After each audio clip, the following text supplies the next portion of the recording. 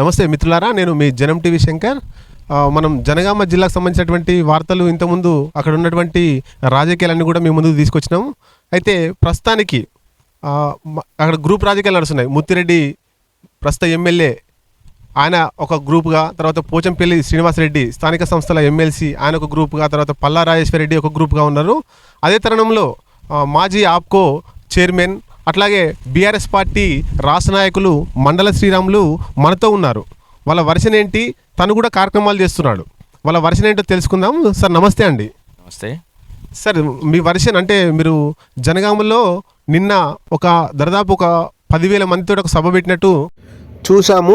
దేనికోసం చెప్పగలరా? ఈరోజు జనగామ నియోజకవర్గంలో రాజకీయంగా ఒక అనిశ్చితి నెలకొని ఉన్నది. ఉన్నటువంటి ఎమ్మెల్యే గారి పనితీరు పట్ల పబ్లిక్లో ఏ విధంగా ఉందో మీరు అందరు చూస్తూనే ఉన్నారు.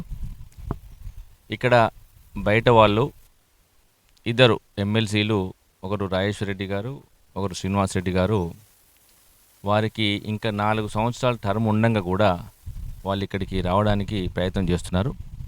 ఇక్కడ మేము ఎదిగిన నాయకత్వం 2 సార్లు ఓడిపోయి స్వల్ప ఓట్లతోటి ఓడిపోయిన తర్వాత కూడా 2 దశాబ్దాలుగా ఇక్కడ క్రియాశీల రాజకీయాల్లో ఉంటూ అన్ని వర్గాల ప్రజలకు అందుబాటులో ఉంటూ ఒక బీసీ నాయకునిగా, ఒక బలమైన సామాజిక వర్గ నాయకునిగా గుర్తింపు తెచ్చుకొని ప్రజలకు అందుబాటులో వండుకుంటూ మేము సేవ చేసుకుంటూ వస్తున్నాం. ఇక్కడ గ్రూపు రాజకీయాలంటూ కొందరు ఇద్దరు కూడా ఎవరికి వారు గ్రూపు రాజకీయాలు నడుపుతున్నారు. నాకు గ్రూపులు వర్గాలు ఏం లేవు. ప్రజలే నా గ్రూపు, ప్రజల సంక్షేమమే జయం. నిన్న వచ్చిన సభకు వచ్చినటువంటి జనమే దీనికి నిదర్శనం. ఒక 3 రోజుల వ్యవధిలో సుమారు 15,000 మందికి పైగా కూడా నేను అందరినీ ఇక్కడ రప్పించి స్వచ్ఛందంగా వాళ్ళు రావడం జరిగింది. మరి ఇలాంటి కార్యక్రమాలు నేను గతంలో కూడా ఎన్నో చేశాను. ముఖ్యమంత్రి కేసీఆర్ గారి నాయకత్వంలో వారు 3వసారి ముఖ్యమంత్రి కావడం ఖాయం.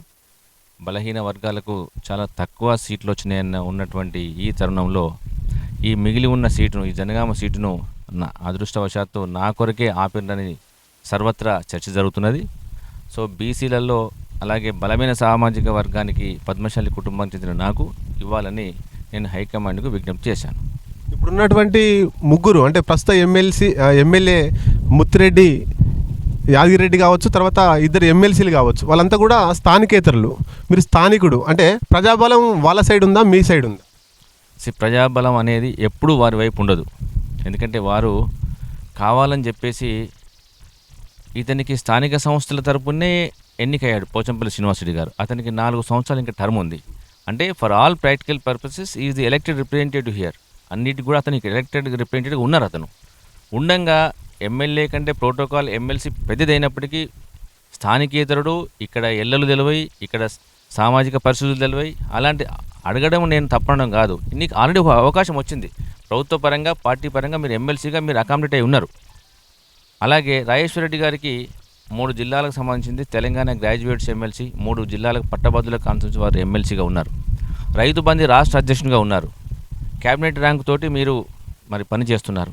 ఇలాంటి వారు మీరు ఇక్కడికి వచ్చేసి ఇక్కడ స్థానికంగా ఎదిగిన నాయకత్వాన్ని, ఒక బీసీ నాయకత్వాన్ని ఇబ్బంది పెట్టకూడదని చెప్పేసి నేను హైకమాండ్కి విజ్ఞప్తి చేస్తున్నాను. కావచ్చు రాజశేఖర రెడ్డి కావచ్చు, పోచంపల్లి శ్రీనివాసరెడ్డి కావచ్చు, ఈ ముగ్గురు కూడా ధనబలం ఉంది.